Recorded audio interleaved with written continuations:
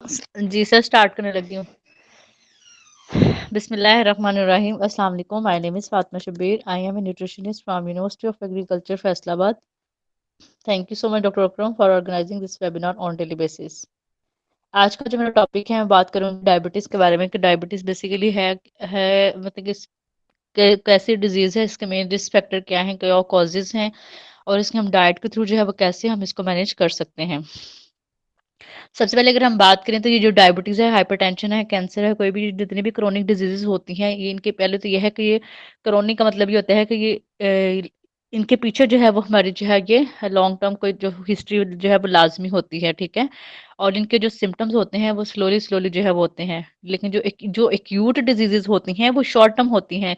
जैसे लाइक अगर हम बात करते हैं फीवर हो गया, कॉलरा वगैरह हो गया, डायरिया हो गया, कॉन्स्टिपेशन वगैरह हो गया, ये क्या है, ये एक्यूट है, ठीक है? लेकिन ये जो क्रोनिक होती हैं, ये जो है ये डिजीज़ होती हैं, इसमें हाइपरटेंशन, डायबिटीज़ वगैरह, कैंसर वगैरह जो है आ जाता है, जिनके पीछे हमारी हिस्ट्री होती है 10 से 12 साल की कि इसकी मेन कॉज़ क्या है। कोई भी जब ये होती है क्रोनिक डिजीज़ेज़। अच्छा, 1 मिनट। अगर हम बात करें जब भी कोई भी जो है वो क्रोनिक डिजीज़ेज़ होती है, तो वो जो है वो एकदम नहीं होती, बल्कि इसके पीछे जो है वो हमारी हिस्ट्री होती है, मतलब कि पर्सन का लाइफस्टाइल क्या है, उसका ईटिंग हैबिट क्या है, उसका फिजिकल एक्टिविटी लेवल क्या था, उसकी स्लीप वेक साइकिल क्या था, उसका स्ट्रेस फैक्टर क्या था। तो ये सारी चीज़ें मिलकर जो है वो एक हमारी बॉडी के सारे फंक्शंस को क्या करती हैं, नॉर्मल करती हैं। अब बेसिकली होता क्या है कि डायबिटिक्स जब भी होती है, इसमें हमारा एक मेन ऑर्गन जो है इन्वॉल्व होता है। जैसे अगर हम बात करें पेनक्रियाज है, तो पेनक्रियाज में डिफरेंट टाइप के सेल्स होते हैं, अल्फा है, बीटा है, डेल्टा है। अल्फा सेल्स में बेसिकली काम क्या होता है कि वहाँ से एक हार्मोन रिलीज होता है, ग्लूकागॉन। मतलब कि जब ग्लूकागॉन हार्मोन रिलीज होता है और बीटा सेल से एक हार्मोन रिलीज होता है, इंसुलिन, जिसका बेसिकली काम क्या होता है, इंसुलिन और जो ग्लूकागॉन होते हैं, इन दोनों ने हमारे ब्लड का जो ग्लूकोज लेवल होता है उसको मेंटेन करना होता है।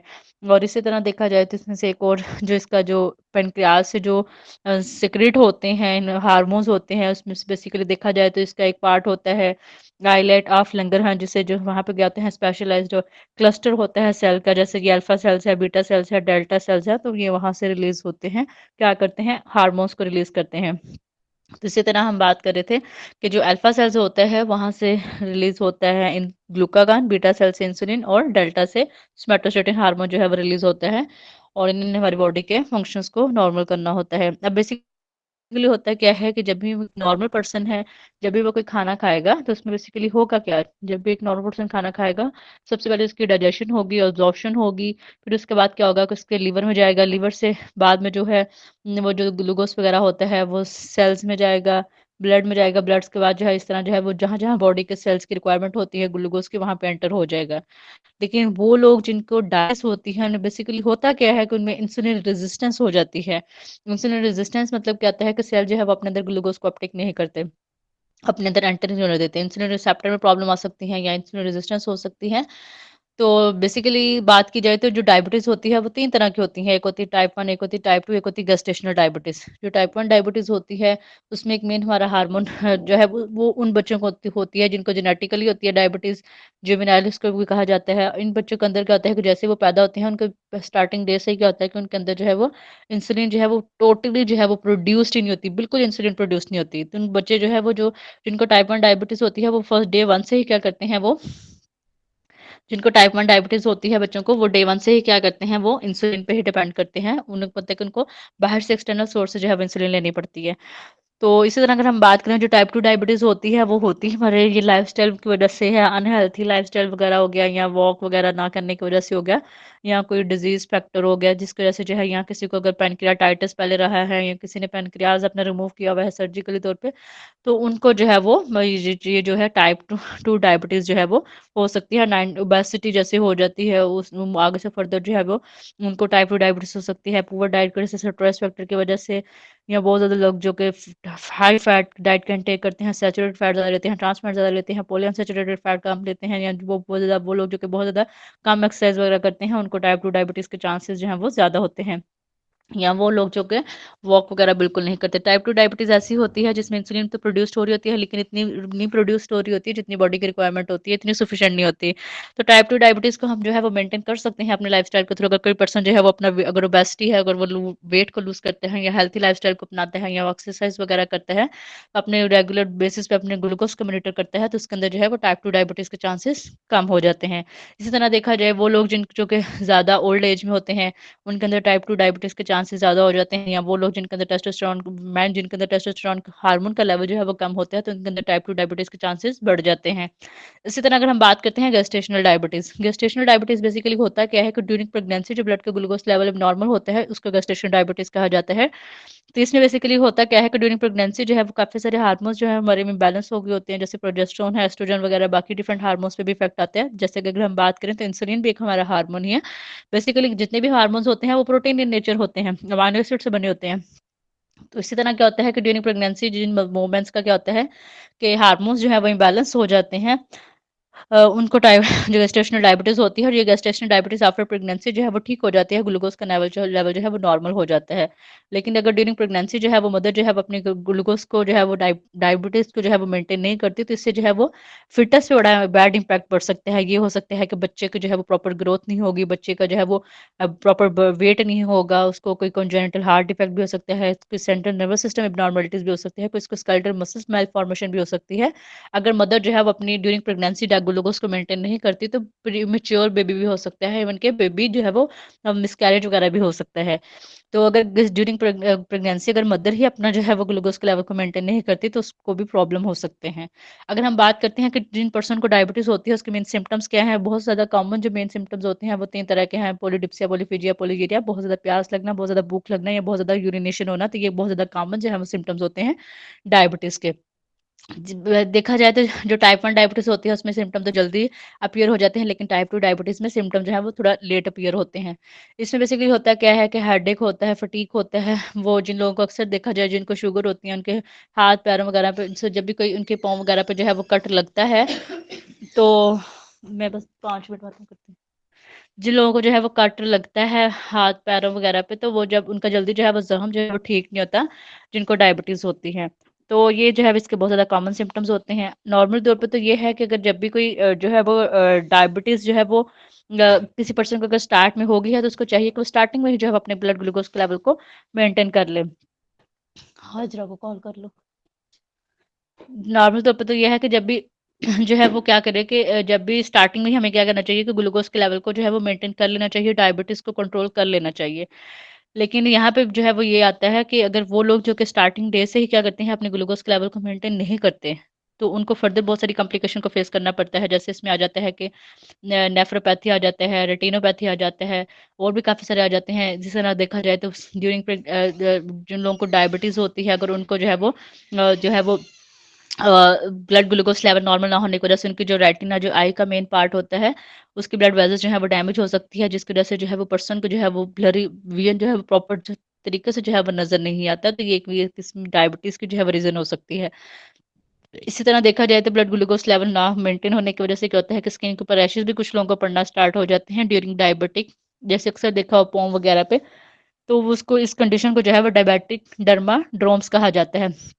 इसी तरह जो है बहुत ज़्यादा कॉमन सिम्पटम इसका एक बहुत ज़्यादा होता है कि वो लोग जो कि जिनका स्पेशली तौर पे हाई ब्लड प्रेशर होता है जिनको, या जिनका जो है वो डायबिटीज़ होती है, अगर वो अपने डायबिटीज़ को टाइम पे मेंटेन नहीं करते या बीपी को कंट्रोल नहीं करते, तो इसमें जो है वो फर्दर जो है वो किडनी को जो है वो जो है वो प्रॉब्लम हो सकता है, जिसको डायबिटिक जो है वो न्यूरोपैथी कहा जाता है। जिसमें बेसिकली होता क्या है कि पर्सन जो वो जो नर्व्स होती हैं वो डैमेज हो जाती हैं। क्या ग्लोमेरुलस जो हमारा मेन पार्ट होता है किडनी का, जिसमें फिल्ट्रेशन वगैरह करनी होती है, उस पे जो है वो इफ़ेक्ट होता है। तो इसको डायबिटिक जो है सॉरी नेफ्रोपैथी कहा जाता है, ठीक है? तो ये कुछ कंडीशन है कि अगर पर्सन जो है वो अपने टाइम पे अपने डायबिटीज़ को मेंटेन नहीं करता, तो उसको फर्दर फ्यूचर में काफ़ी सारे कॉम्प्लिकेशन को फेस करना पड़ सकता है। जैसे डायबिटिक नेफ्रोपैथी आ सकता है, न्यूरोपैथी आ सकता है, रेटिनोपैथी आ सकता है, तो ये सारी चीज़ें इसमें आ जाती है। इसी तरह अगर हम देखा जाए तो ड्यूरिंग डायबिटिक जो है वो पर्सन को काफ़ी सारे और भी सिम्टम्स फेस करना पड़ते हैं, जैसे नमनेस होना स्टार्ट हो जाती है, टिंगलिंग, पेन, सेंसेशन वगैरह ये हो सकता है। जो अक्सर जो है वो डायबिटिक पेशेंट को जो है वो डायबिटिक फुट अल्सर भी हो जाता है, मतलब कि जब वो कोई कट वगैरह लगता है तो वो जल्दी ठीक नहीं होता, तो फर्दर जो है वो कॉम्प्लिकेशन कॉज करता है। इसी तरह देखा जाए तो मसल्स जो है वो स्टार्ट हो जाती है, जिसको जो है वो डायबिटिक एमोट्रोफी कहा जाता है, वीकनेस होना स्टार्ट हो जाती है डायबिटिक पेशेंट को। तो अगर हम बात करें कि किसी पर्सन को डायबिटीज हो गई है तो उसको कैसे वो चेक कर सकते हैं, कौन कौन से ऐसे टेस्ट हैं जो कि इसके परफॉर्म करने चाहिए डायबिटिक ग्लूकोज के लेवल को चेक करने के लिए। नॉर्मल तौर पर इसके लिए बहुत ज्यादा एक कॉमन ग्लूकोमीटर यूज किया जाता है, जिसे एक नॉर्मल पर्सन जो है वो अपने घर में भी जो है वो अपने ग्लूकोज का लेवल को मॉनिटर कर सकता है डेली बेसिस में, जिसमें आ जाता है एक फास्टिंग ब्लड ग्लूकोज लेवल आ जाता है और एक होता है पोस्ट प्रेंडल ब्लड ग्लूकोज लेवल आ जाता है। फास्टिंग में मतलब कि यह है कि आपको रात के बाद अब आपने बिल्कुल अर्ली मॉर्निंग जो है वो आपने टेस्ट करना है, आपको खाए कुछ खाए पिए बगैर आपको 10-12 घंटे हो गए हों, आपने कुछ ना खाया हो, तो उस कंडीशन में आपने fasting blood glucose level check करना है। और ये आपका अगर वैल्यू जो है वो 100 से कम आ रही है तो इट्स मीन कि आप नॉर्मल है, लेकिन अगर यही वैल्यू जो है वो 100 से जो है 125 तक आ रही है तो इट्स मीन कि आप जो है वो प्री डायबिटीज हैं, लेकिन अगर 126 से अबव आ रही है तो इट्स मीन कि आप डायबिटिक हैं।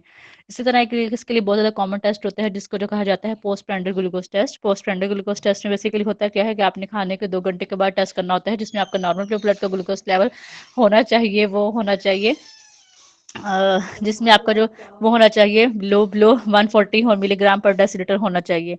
तो अगर ये आपका जो खाना खाने के 2 घंटे बाद अगर आपका ब्लड ग्लूकोज लेवल जो है वो 140 मिलीग्राम पर डेसीलीटर है तो इट्स मीन कि आप नॉर्मल है, लेकिन अगर 140 से 199 है तो इट्स मीन कि आप प्री डायबिटीज हैं, लेकिन इससे अबव होगा तो इट्स मीन कि आप डायबिटिक हैं। इसके लिए एक बहुत ज़्यादा कॉमन ग्लूकोज टेस्ट कराया जाता है जिसको कहा जाता है ग्लाइसेटेड हीमोग्लोबिन कहा जाता है। ये टेस्ट जो है वो बेसिकली बताता है क्या है कि आप पिछले 3 मंथ में जो है वो आपके डायबिटीज मतलब कि ग्लूकोज का लेवल ब्लड में क्या था। नॉर्मल इसकी वैल्यू जो है वो 5.7% तक आनी चाहिए, लेकिन अगर किसी पर्सन की इससे अबव आती है 7-8 तक आती है तो इट्स मीन कि वो डायबिटिक है। तो ये कुछ जो है वो चीज़ें हो जाती हैं जिससे आप जो है वो देख सकते हैं कि आपका ब्लड का ग्लूकोज लेवल क्या है।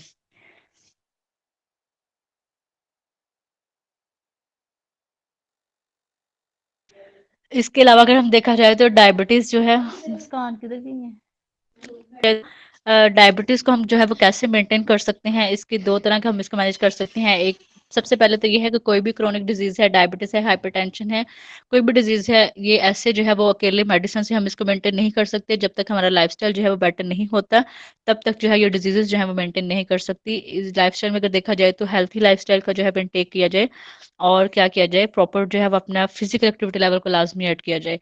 जैसे अगर हम बात करते हैं तो इसमें आ जाता है कि डायबिटिक पेशेंट को मेनली तौर पे वो वाली डाइट लेनी चाहिए जो कि एकदम जो है ब्लड में ग्लूकोज के लेवल को राइज ना करें।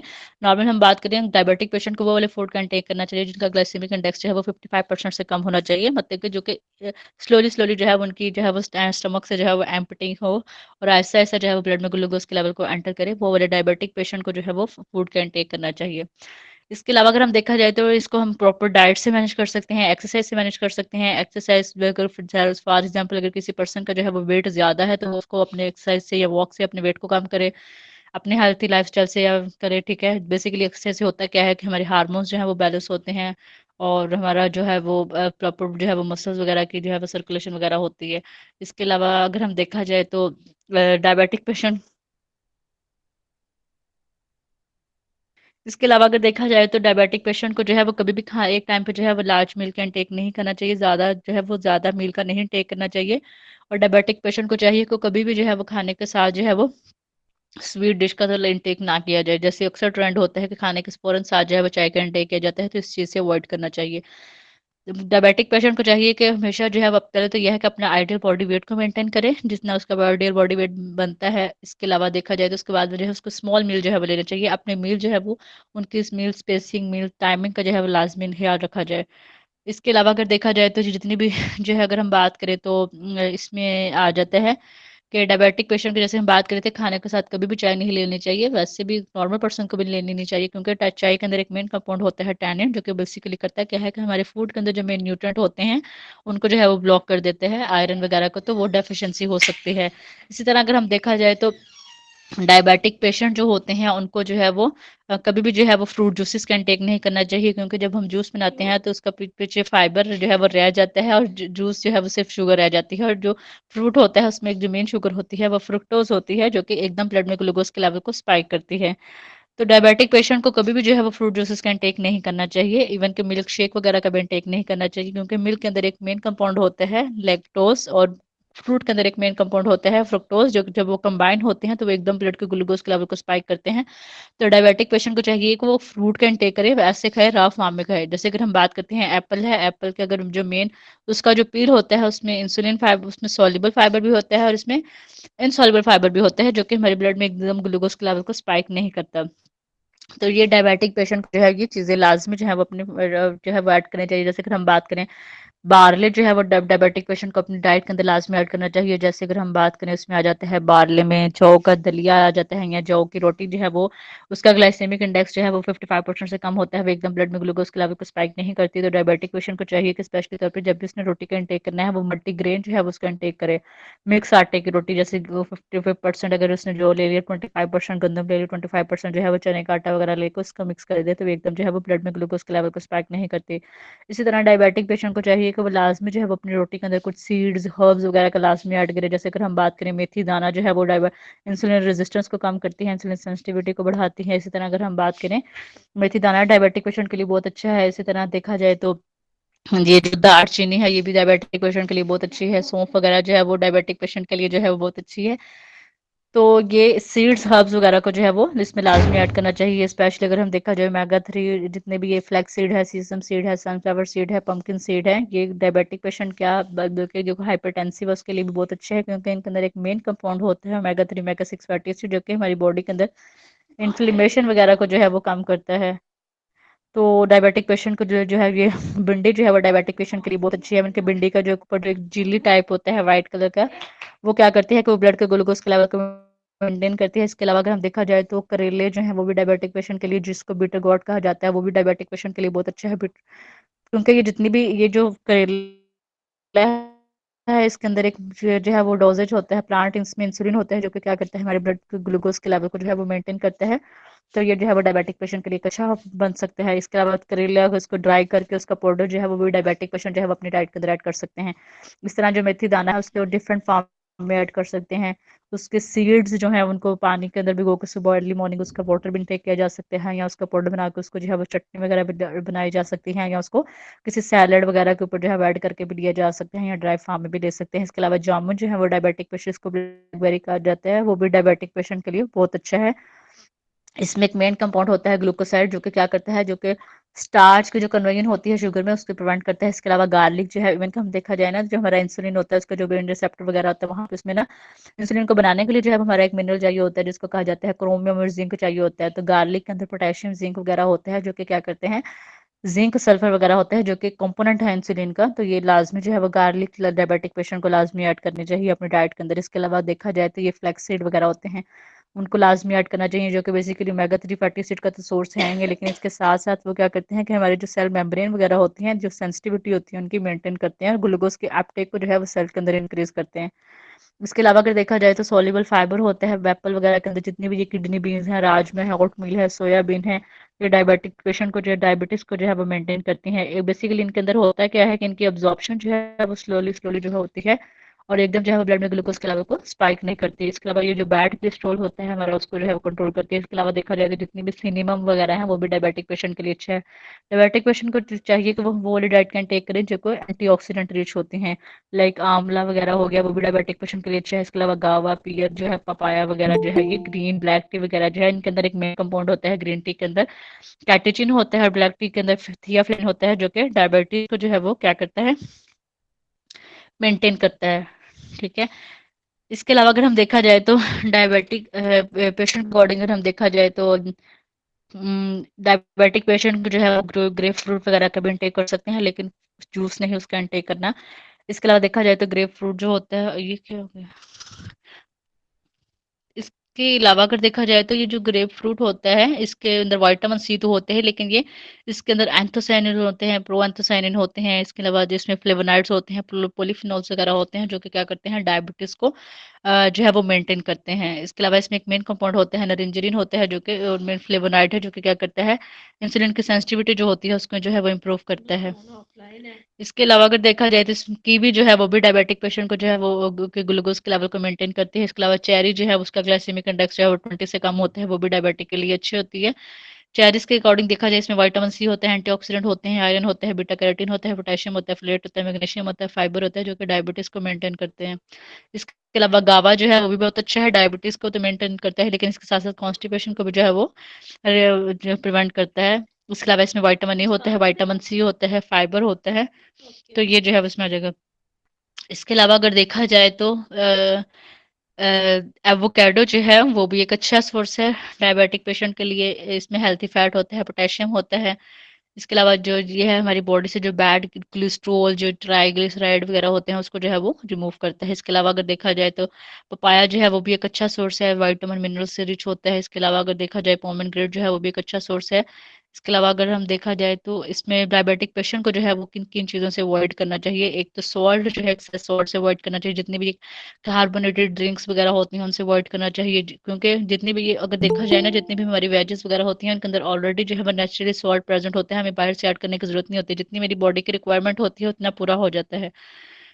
एक्स्ट्रा सॉल्ट जो है वो बॉडी का क्या करेगा, प्रॉब्लम कॉज करेगा। तो डायबिटिक पेशेंट को जो है वो एक्स्ट्रा सॉल्ट से भी अवॉइड करना चाहिए। इसके अलावा जितने भी ये शुगरी फूड्स होते हैं, फ्रुक्टोज है, सुक्रोज है, जैसे देखा जाए तो ये जो गुड़ है, गन्ना है, इसके अंदर जो शुगर होती है वो सुक्रोज होती है। फ्रूट के अंदर जो शुगर होती है वो फ्रुक्टोज होती है। तो इन सारी शुगरी आइटम्स है, हनी है, जैगरी है, गुड़ वगैरह से क्या करना चाहिए, अवॉइड करना चाहिए। इसके अलावा एक्सेस फैट से जो है वो डायबिटिक पेशेंट को जो है वो क्या करना चाहिए, अवॉइड करना चाहिए। इसके अलावा अगर हम देखा जाए स्मोकिंग से जो है वो डायबिटिक पेशेंट को अवॉइड करना चाहिए। कोशिश करना चाहिए कि सोने से 3-4 घंटे पहले जो है वो अपना खाना जो है वो लाज़मी 3 घंटे पहले जो है वो 1-2 घंटे पहले खाना लाज़मी जो है वो खा लिया जाए। इसके अलावा जो है वो फिजिकल एक्टिविटी लेवल को लाज़मी जो है वो ऐड करना चाहिए। एटलीस्ट कम से कम जो है वो 30 मिनट तो वॉक जो है वो लाज़मी करनी चाहिए। पेशेंट टू पेशेंट वेरी करता है कि उसको कैसे जो है वो रिकमेंड करनी है। इसके अलावा जो है वो स्ट्रेस फैक्टर जो है वो ज़रूर ज़ीरो होना चाहिए, ठीक है? स्ट्रेस फैक्टर को कम किया जाए। इसके अलावा जो है वो वाटर का इंटेक जो है उसको नॉर्मलाइज मतलब कि प्रॉपर जो है वो लाजमी किया जाए। एटलीस्ट जो है वो कम से कम 8 से 10 गिलास पानी जो है उसको डेली बेसिस पे लाजमी जो है वो इंटेक किया जाए। तो ये था हमारा टॉपिक। ओके सर, मेरा टॉपिक कंप्लीट हो गया है।